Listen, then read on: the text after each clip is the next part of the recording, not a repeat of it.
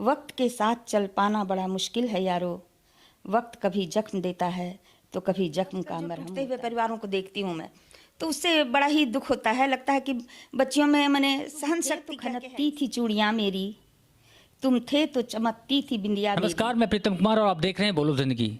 आज हमारी बोलो जिंदगी की टीम आई है मिसेज संध्या शर्मा के पास। जी हाँ, हमारा आने का मकसद बस यही है कि महिलाएं जितनी कमज़ोर खुद को समझती हैं, अगर उनकी ज़िंदगी में कोई तूफ़ान आ जाए, कोई गम आ जाए, तो अक्सर उन्हें टूटते देखा गया है।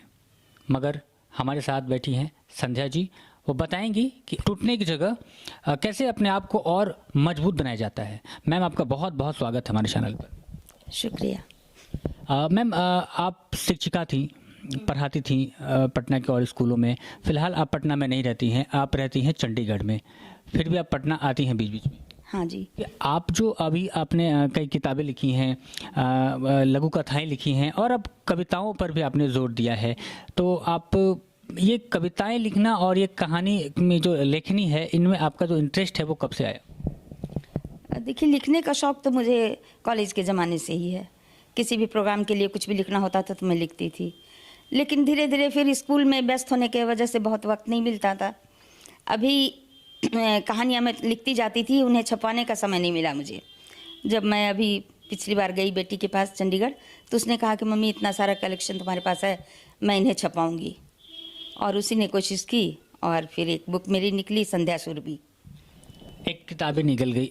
मगर मैं चाहूँगा कि दर्शकों को ये बताएं कि जब आपके मन में ये जो ख्याल चल रहे थे और इसके बीच जो आपके साथ एक घटना हुई, उस घटना के बाद आपने अपनी हिम्मत दिखाया और उसके बाद जो है आपने इस किताब को पब्लिश करवा ही दिया। उस घटना के बारे में चाहूँगा आप जिक्र करें। क्या बताऊँ उस घटना के बारे में, जिसने मैंने मेरी ज़िंदगी बिल्कुल मरोड़ कर रख दी। टूटना किसको कहते हैं पल में, वो मैंने महसूस किया। मैं तो बिल्कुल बिखर गई थी, मुझे तो कुछ समझ में नहीं आ रहा था क्या करना है। दिवाली के एक दिन पहले की बात है और इतना सीवियर हार्ट अटैक हुआ मेरे हस्बैंड को। बिल्कुल अच्छे भले थे और हम सब दिवाली मनाने की तैयारी में थे और 5 मिनट का भी वक्त नहीं मिला कि हम लोग कुछ कर पाते।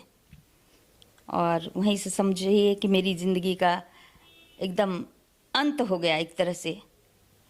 लेकिन मेरी बेटी ने मुझे बहुत सपोर्ट किया, बहुत मोटिवेट किया, बहुत सराहना दी कि तुम इतना अच्छा लिख सकती हो मम्मी, तुम लिखो और अपने आप को तुम उस गम से निकालो। और जो पहली कविता फूटी मेरी कलम से, वो मैं सुनाना चाहती हूँ। वो कोई कविता नहीं, मेरे अंदर की व्यथा थी जो कविता के रूप में आ गई। चलिए, मैं चाहता हूँ कि वो कविता आप सबसे पहले हमारे दर्शकों को सुनाएं, फिर मैं आगे बातचीत करता हूँ। तुम थे तो खनकती थी चूड़ियाँ मेरी, तुम थे तो चमकती थी बिंदिया मेरी, तुम थे तो धड़कती थी धड़कनें मेरी, तुम थे तो फड़कती थी लेखनी मेरी, तुम थे तो चांदनी सुहानी लगती थी, तुम थे तो धूप भी गुनगुनी लगती थी। मैंने लंबे सफ़र के हर लम्हे को खंगाला, तेरी हर याद को एक एक कर सीने में संभाला। घर की हर चीज़ में तुम्हारा एहसास है, तुम्हारा वजूद यहीं मेरे आसपास है। तुम मुझसे दूर जा नहीं सकते, मुझे यह विश्वास है, क्योंकि तुमसे ही मेरी धड़कन और मेरी सांस है। मैं नहीं बता सकती कि मैंने कविता कैसे लिखना शुरू किया, ये मेरी समझ में आज भी नहीं आ रहा है। बस जैसे लगा कि अंदर की व्यथा मेरी कलम पे उतरती चली गई है और मैंने कविताएं लिखना शुरू की। अभी एक छपाने जा रही हूँ किताब। चलिए, मैं चाहता हूँ कि पब्लिश से पहले जो है वो हमारे दर्शकों के लिए कुछ कविताएं आप गुनगुना दें। कुछ खबर न हुई, तुम्हारे जाने के बाद किसी रात की सहर न हुई, कब दिन बीता कब रात आई कुछ खबर न हुई। गुनगुनी धूप में बैठकर पिया करते थे चाय हम, वैसी सुहानी फिर कभी कोई दोपहर न हुई। दुनिया कितनी खूबसूरत कितनी हसीन नज़र आती थी, दुनिया कितनी खूबसूरत कितनी हसीन नज़र आती थी, तुमने मेरा दामन क्या छोड़ा फिर कभी वैसी नज़र न हुई। जाना तो सबको है, हर कोई जानता है। जाना तो सबको है, हर कोई जानता है, यूं अचानक चल दोगे इसकी खबर न हुई। सुबह पेड़ों के झुरमुट से निकलने वाले सूरज की तरह, सुबह पेड़ों के झुरमुट से निकलने वाले सूरज की तरह तुम भी आ जाओगे सोचती हूँ, मगर अब तक ऐसी सहर न हुई। मैंने छाया की तरह साथ निभाया तेरा, मैंने छाया की तरह साथ निभाया तेरा, जाते समय तुम्हें कैसे मेरी थोड़ी भी फिक्र न हुई, तुम्हें मेरी थोड़ी भी फिक्र न हुई। तुम जब आपने ये सब कविताएं और ये कथाएं जब लिखने की शुरुआत आपने की, तो बहुत सारे आपके स्टूडेंट्स भी होंगे स्कूल लाइफ के टाइम के, जिन्होंने आपको पढ़ा होगा, तो उनके क्या रिएक्शंस आए कि मैम अचानक से ये कविताएं और कहानी कहाँ से करने लगे? नहीं, उनको अंदाज था। जब स्कूल के फंक्शन में मैं कुछ न कुछ लिखती थी, बच्चों को देती थी, उन्हें बोलने के लिए, पढ़ने के लिए, कई बार मैं खुद भी सुनाती थी, तो उन्हें अंदाज था। तो अभी वो लोग जब फेसबुक पे मेरा देखे तो वो लोग बहुत खुश है, बहुत सारे रिएक्शन मेरे पास आ रहे हैं, और कोई तो कह रहा है कि मैम आपकी किताब छपाऊंगी, कोई कुछ। तो ये मैंने बहुत ही अच्छा, मुझे बहुत ही अच्छा लग रहा है कि बच्चे भूले नहीं हैं इतने सालों में और मुझे इतना महत्व दे रहे हैं। बहुत बहुत ही बढ़िया। चलिए, आज अगर आजकल के युवा पीढ़ी जो हैं अगर गुरु दक्षिणा वाली रिवाज को अभी कायम रखे हैं तो वो बहुत खुशी की बात है। और मैम की ये किताब है, इसमें बहुत सारी कथाएं हैं जिसके जिक्र मैम ने अभी किया। तो और इस किताब के बारे में कुछ खूबी जो दर्शकों को आप बताना चाहें मैम, तो बिल्कुल बता सकते हैं। मैं तो चाहूँगी कि ये अमेज़न पे उपलब्ध है, एक बार सब पढ़ें, और इसकी जो भी खामियां भी हों वो उसके लिए भी मैं सुनना चाहूँगी और उसमें सुधार करना चाहूँगी, और जो उन्हें अच्छा लगे उसके बारे में भी, दोनों ही बातें मैं सुनना चाहती हूँ। इस किताब को मैं चाहूँगी कि खास के मेरे स्टूडेंट्स, मेरे बच्चे, मेरे फेसबुक फ्रेंड्स, मेरे परिजन, जितने लोग हैं, और खासकर पटना निवासी, तो सब यदि पढ़ते हैं तो मुझे बहुत ही अच्छा लगेगा। चलिए, मैं भी इसलिए आपको ये बात ये कहूँगा कि इस किताब को पढ़ें, क्योंकि मैंने कुछ कहानियों को देखा है, वो बिल्कुल हमारे जो हमारे जो ज़िंदगी है, रोज़मर्रा की जो कहानी है, उससे जुड़ी हुई बहुत ही अच्छी अच्छी कहानियाँ हैं, जिनको मैम ने बिल्कुल एक सकारात्मकता के और जो है उस हिसाब से लिखा है मैम ने। तो मैं बस यही बताने की कोशिश कर रहा हूँ, यही दिखाने की कोशिश कर रहा हूँ कि जिस वक्त, जिस क्षण लोग नकारात्मक पलों में जीते हैं, गुजर जाते हैं, वैसे क्षणों में मैम के अंदर कितना सकारात्मकता आया, और इस कविताओं के जरिए या फिर इस कथाओं के जरिए लोगों के अंदर कितना सकारात्मकता फैलाने की कोशिश कर रही हैं। मोटिव क्या था कि ऐसी कथाओं को हम लिखें और लोगों तक पहुँचाएं?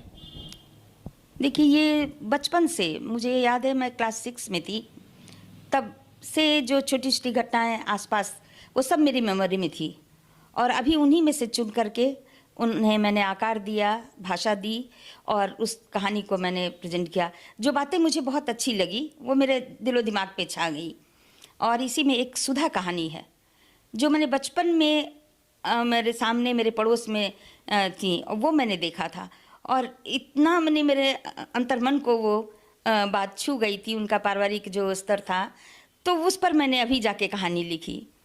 तो ये जो था कि एक अच्छी सोच, ऐसा भी हो सकता है ये लोगों तक जाए, क्योंकि आजकल जो टूटते हुए परिवारों को देखती हूँ मैं, तो उससे बड़ा ही दुख होता है। लगता है कि बच्चियों में मैंने सहन शक्ति क्या के है ही नहीं।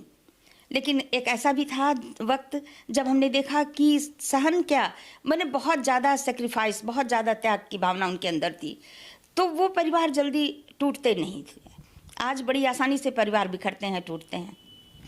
चलिए, तो बिल्कुल इसमें एक कहानी और भी मैंने पढ़ा है, जो सबसे पहली कहानी है प्रतिशोध।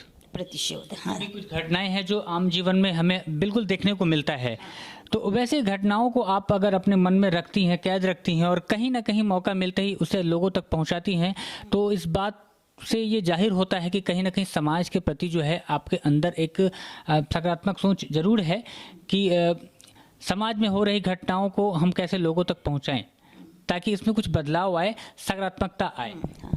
लोगों की सोच मैंने ऐसी हो, खास के नए जनरेशन की, कि उनके अंदर जो आज यदि हम हर जगह नेगेटिव बातें करते हैं, तो उससे उनके अंदर भी बहुत सारे, चाहे वो पेरेंट्स हों, बच्चे हों, स्कूल हो, कहीं भी, तो कोशिश मेरी ये रही है कि बच्चों को मैं अच्छी चीज़ शिक्षा में दूं स्कूल से ही।